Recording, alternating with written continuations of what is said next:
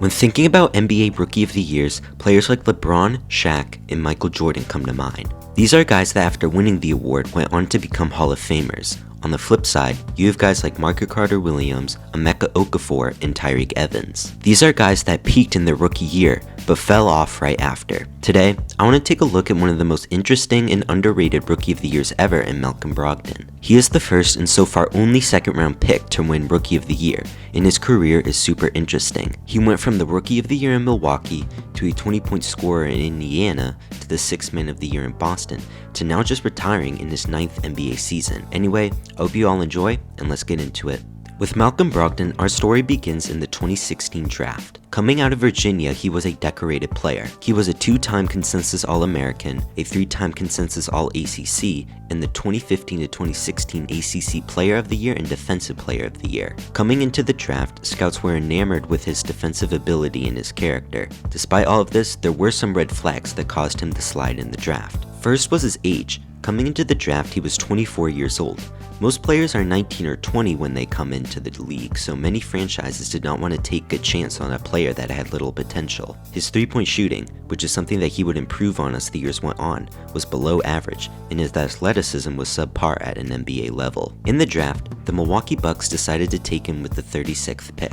In one of the weaker draft classes of all time, this Rookie of the Year race was wide open. The players today that we know as the best from this draft class would take a few years to become the players we know them today. Ben Simmons, who was the overwhelming favorite to win the Rookie of the Year, would miss the entire season due to a foot injury. Other players like Jaylen Brown, Pascal Siakam, and Brandon Ingram would take more time to develop into the all-star level players that we know them as. The 3rd overall pick all the way back in 2014 in Joel Embiid looked to be the frontrunner as he averaged 20 points per game, but he only played in 31 games that year. Out of all of the rookies, it was Malcolm Brogdon who took the opportunity. With the weak guard room of the Bucks, this was an amazing opportunity for a young player like Brogdon. He averaged 10 points, 4 assists, and 3 rebounds a game. Not exactly numbers that would jump out, but his consistency was what allowed his Rookie of the Year case to be so strong. Some of the highlights of the year was when he dropped a triple-double in just his 32nd NBA game against the Bulls, and in a game against the Wizards he went a perfect 7 of 7 from the field. He also played in 75 games,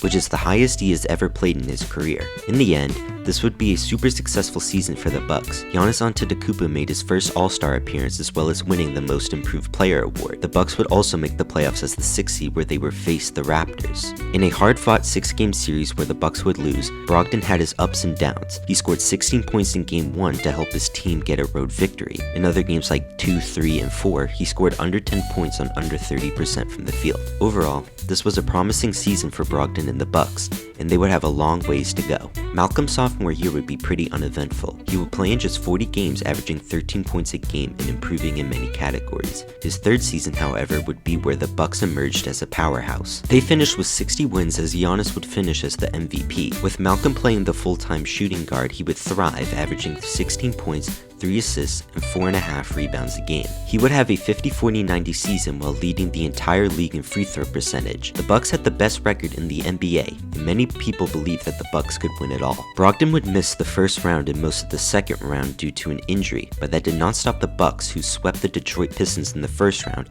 and beat the Boston Celtics in the second round in 5 games. In the conference finals, they would face a tough opponent in the Toronto Raptors. Games 1 and 2 at home would be dominant victories for the Bucks. Brogdon would score 15 and 14 points respectively coming off the bench. Game 3 was a perfect opportunity for the Bucks to go up 3 games to nothing, but they choked. Giannis had 12 points on 5 of 16 shooting with 8 turnovers.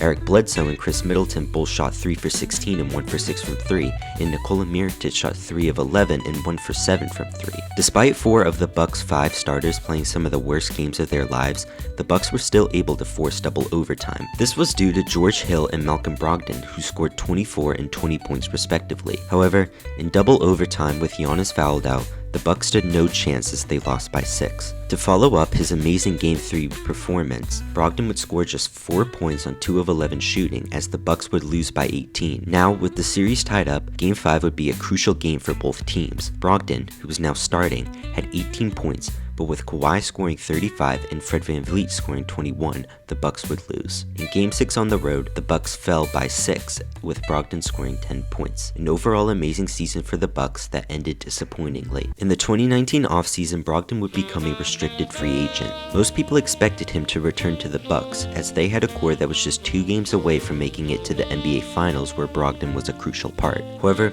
the Bucks agreed on a sign-and trade that would send Malcolm Brogdon to the Indiana Pacers. Brogdon now had a fresh start on a team that needed scoring, as Victor Oladipo was going to miss the start of the season. Malcolm had another year of improvement in many aspects. He averaged a career high in points with 16.5 and a career high in assists with 7.1. Despite these improvements, his shooting went from one of the best in the league to below average in just a year. He went from 50.5% from the field to 44, and he went from 43% from 3 to 33. The Pacers had a solid season. They went 45-28 in the shortened season, finishing as the 4th seed where they would play the Miami Heat. With Domantas Sabonis out, the Pacers were big underdogs, but if TJ Warren could continue his bubble play, and if Victor Oladipo could return to all-star form, the Pacers could definitely take this series. In the end, Jimmy Butler and the Heat were just simply too much, as the Pacers got swept. Brogdon had an okay series. He averaged 18 points and 10 assists, but on just 40% shooting.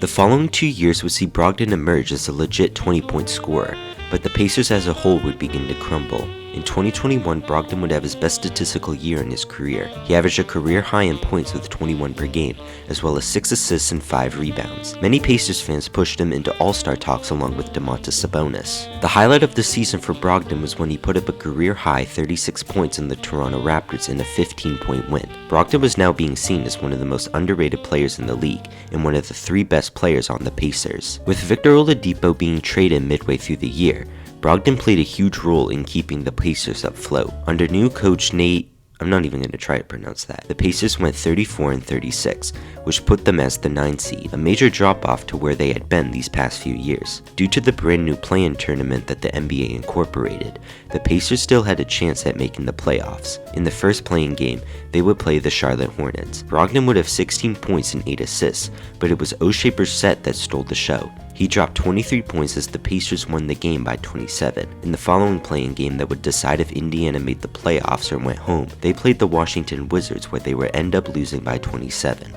Brogdon would score 24, but it was on an inefficient 23 shots. Despite Domantas Sabonis having a triple-double, Russell Westbrook's 18 points, 5 assists, 8 rebounds, and Bradley Beal's 25 points were simply too much for the Pacers. The 2021-2022 season with another coach in Rick Carlisle would see Malcolm Brogdon play in just 36 games. He would have another great statistical year, averaging 19 points, 6 assists, and 5 rebounds, but the Pacers had fallen to just 25 wins, finishing as the 13th seed. Domantas Sabonis was traded to the Sacramento Kings in exchange for Tyrese Halliburton and Buddy Hield. In the short time that Tyrese Halliburton played with the Pacers, it was clear that he was going to be the point guard of the future, and Malcolm Brogdon was now on the trading block for the Pacers. On July 1st, 2022, the Indiana Pacers sent Malcolm Brogdon to the Boston Celtics in exchange for 5 end-of-the-bench players and 1 first-round pick. At the time, this trade was seen as an absolute steal for the Celtics, as they got a 20-point scorer for basically free.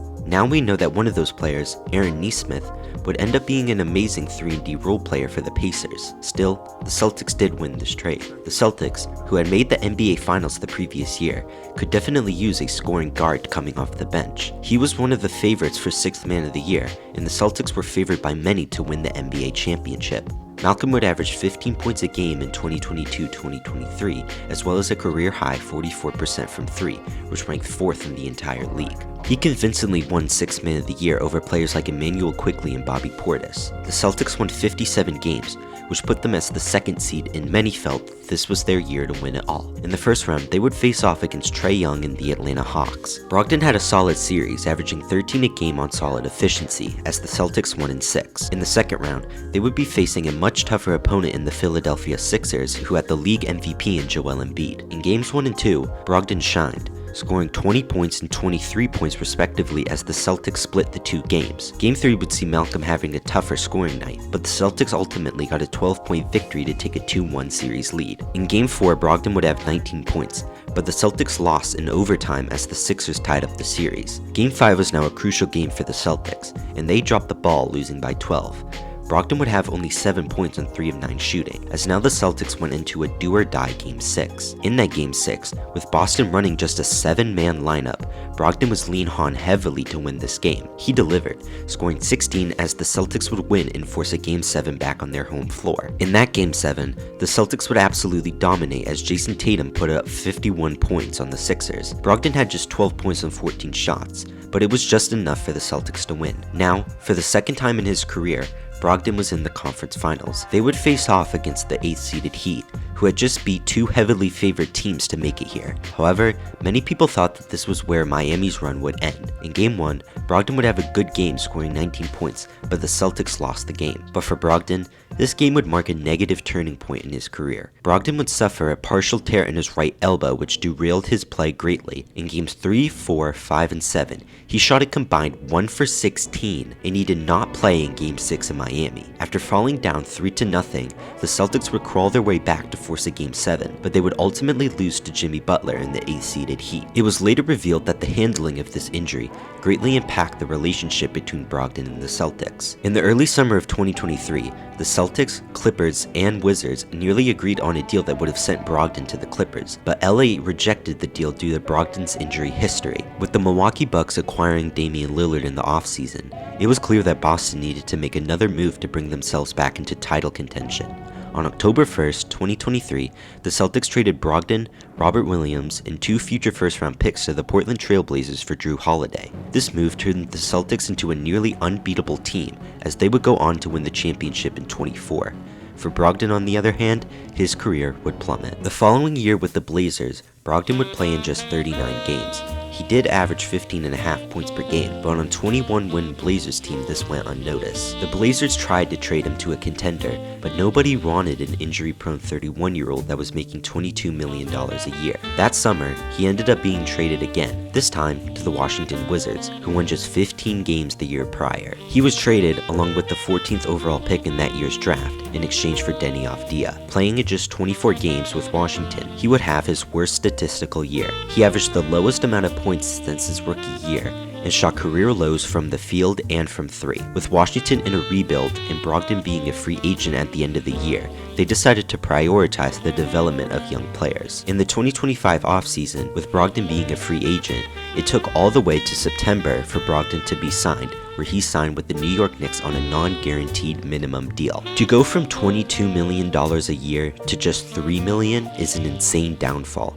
but it only got worse from there. In the preseason for the Knicks, he averaged just 4 points a game on 29% from the field. To be fair, it is just preseason, but for a guy with a non-guaranteed contract, this is not what you wanted to see. On October 16th, just 5 days before the start of the NBA regular season, Malcolm Brogdon surprisingly announced his retirement. It was so surprising because he was just 32 years old, and he had just gotten another chance to stay in the league, but the injuries were slowly eating at him, and he could not go on anymore. In the end, the career of Malcolm Brogdon is a super complicated one. He went from a Rookie of the Year, an All-Star level player, and then a 6th Man of the Year to just retiring a few years after that. He played a crucial role in helping 2 teams build into NBA champions and another an NBA Finals team. If it wasn't for him breaking out in Milwaukee, the Bucks guard room would have been even more bad than it already was, and they probably would not have reached the conference finals in 2019, which eventually led to them winning the title in 2021. The Pacers trading him allowed them to get Aaron Nesmith, who was a key 3-and-D player to their finals run in 2025,